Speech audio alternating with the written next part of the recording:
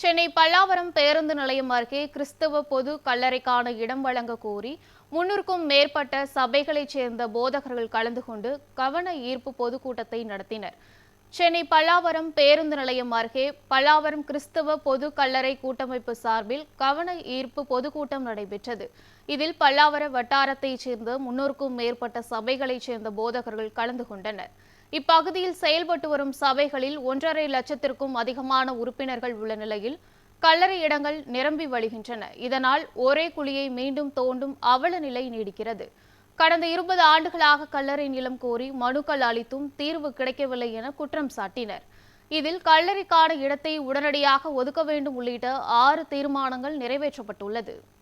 பல்லாவரம் கிறிஸ்தவ பொதுக்கல்லறை கூட்டமைப்பு சார்பில் நடைபெற்று கொண்டிருக்கிற இந்த கவன ஈர்ப்பு கூட்டத்தில் தமிழக அரசை வலியுறுத்தி பல்லாவரம் பகுதியில் உள்ள 300க்கும் அதிகமான கிறிஸ்தவ திருச்சபைகள் சார்பாக நாங்கள் இன்றைக்கு இந்த கோரிக்கையை அரசுக்கு தெரிவிக்கிறோம்.